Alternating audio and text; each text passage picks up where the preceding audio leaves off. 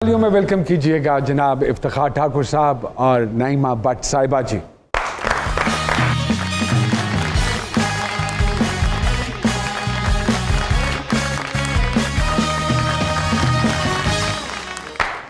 Sir पहले आप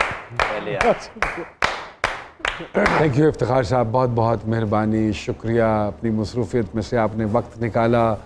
thank you Naima Bhatt साहिबा, I know you are very busy and thanks for joining us in Ji Sarkar ji. Thank you sir, हमें बड़ी खुशी हो रही है और आज इसलिए खुशी हो रही है कि इनसे भी मुलाकात होगी, है ना। ये तलाश गुमशुदा जो दो लोग हैं ना जी, एक वो बरकत भाई और एक ये। नहीं सर, हमारे लिए ऑनर की बात है कि हम आपसे मुलाकात हुई है। हमारे लिए तो उस्ताद हैं और ये बहुत बड़ा बैनर है। हाँ। और मैं उसमें तो इनके सामने एक छोटे से पोस्टर है। अरे अल्लाह, और अल्लाह इनको सेहत दे, जिंदगी दे। एक शेर है सर आपकी पर्सनैलिटी के लिए कि जब हम बोलते हैं तो बरस जाते हैं और जब चुप रहते हैं तो लोग तरस जाते हैं।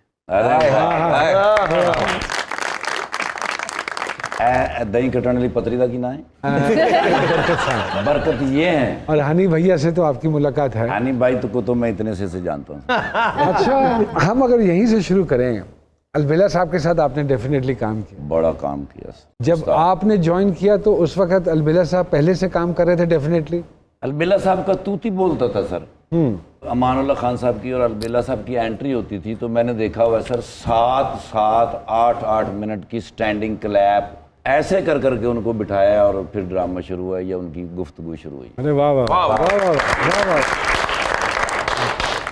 और इतने बड़े लोगों में अपनी इतनी सी जगह बनाना मुश्किल लगा? नहीं सर, उसमें ना अमानुल्लाह खान साहब और सुहेल अहमद साहब, इनको खुदा ने उतारा ज़मीन पे इसलिए था कि अगर कोई कमज़ोर, कोई हल्का, कोई फुल्का, कोई माड़ा को बंदा है ना जी, तो उसका बाजू पकड़ कर ऐसे खड़ा करके कह देना, ओए वादे पाजी।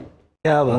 यानी कि अगर मैं ये कहूँ कि आपने सही अरूज देखा है साफ सुथरे थिएटर का, तो ये गलत बात नहीं है जी। मैंने पूरा अरूज देखा है। जब थिएटर जो था, थिएटर की पोजीशन ये थी कि फैमिलियां बाहर से वापस चली जाया करती थी कि भाई टिकट नहीं है। कैसे ये प्लेन क्रैश हुआ है थिएटर का? अच्छा सर, ये तब हुआ जब Pakistan national council of arts, Punjab arts council और लाहौर आर्ट्स काउंसिल के अंडर से इसको निकाल कर होम मिनिस्ट्री और डीसीओ ऑफिस को दिया गया।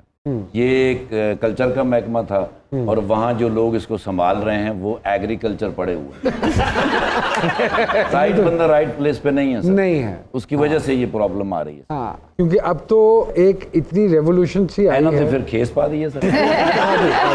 हाँ, ये उन्होंने ले आया है, अपना नाम लेके आए। अच्छा खेस नहीं जोड़ा सवाल है नहीं, बिकॉज मैं ये सारी बातें उनके सामने इसलिए कर रहा हूँ कि उन्होंने भी थिएटर पढ़ा है और उन्होंने अमेरिका में थिएटर पढ़ा है और अमेरिका में थिएटर कर भी रही हैं, इसलिए मैं उधर जाऊंगा। अच्छा, वेरी गुड। थिएटर के हवाले से तो सीधे अमेरिका ही जाएंगे? मैं बीच में नहीं कहीं रुकता। मुझे ये बताएं कि आप समझते हैं कि रिवाइवल होगा, दोबारा फैमिलीज जाएंगी थिएटर की तरफ? मैंने तो जिंदगी में देखा है, कोई भी चीज जो है ना वो अगर यूं हुई है ना जी, तो यूं भी हुई है, वो वापस यूं जरूर हुई है। टाइम कंज्यूमिंग है। जी जी जी, टाइम कंज्यूमिंग हुआ है, लेकिन एक इनकलाब ये आया कि थिएटर सारा टेलीविजन में शिफ्ट हो गया।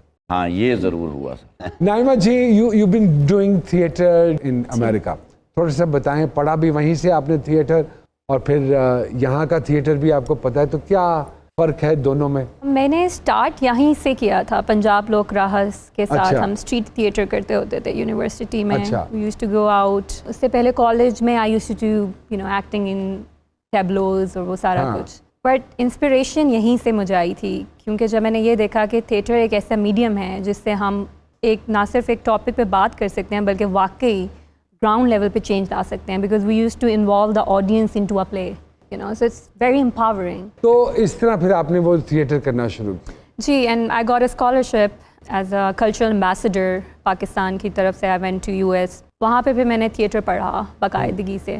जो मैं जो पढ़ाया जाता है और जो किया जाता है उसमें कितना फर्क है? डिपेंडिंग ऑन कौन सी टाइप है। अब थिएटर भी बहुत वेस्ट है, वो इट्स नॉट लाइक जैसे जो मैं करती हूँ वो थिएटर ऑफ द ऑप्रेस्ड है।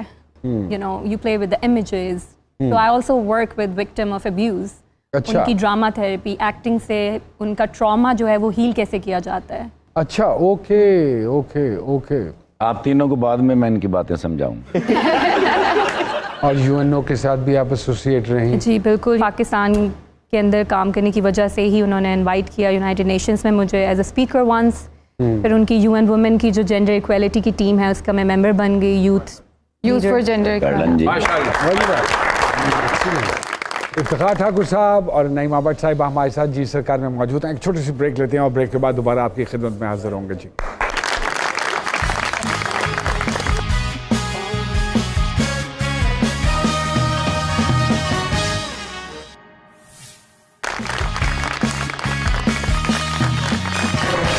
एक मरतबा फिर से खुशामदीद कहते हैं जी सरकार में। ठाकुर साहब, आपने बात पे गौर किया है, हमारे यहाँ एक थोड़ा सा फर्क रहा है इस तरह के पढ़े लिखे लोगों का थिएटर और जो कमर्शियल थिएटर, मुख्तलिफ थिएटर बहुत अलग अलग हैं जी। ये क्यों फ़र्क रहा है? ये आपस में ब्लेंड क्यों नहीं किया गया?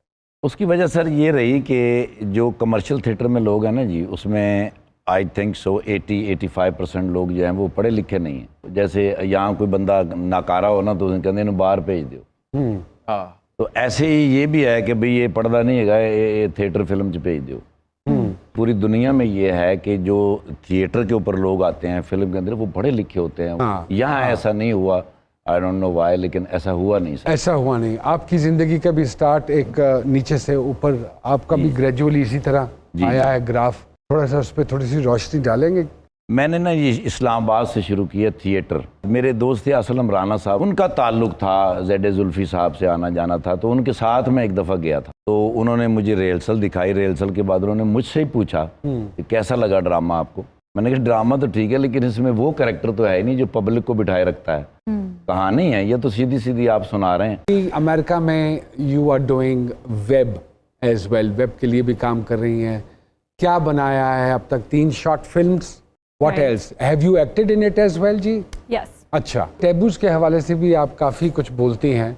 आपने क्या उन्हीं टैबूज से लेके वो कहानियाँ डेवलप की हैं? जी, कुछ ऐसे जो मेजर हैं जो हर जगह पाए जाते हैं कलरिज्म के ऊपर।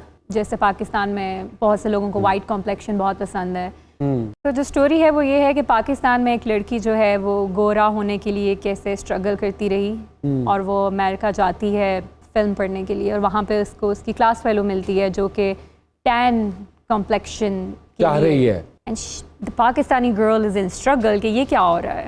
और गोरे अक्सर बीचेस पे आपको दिखाई देते हैं टैन होते हुए और हम दिखाई देते हैं इंजेक्शन लगा के गोरे होते हुए।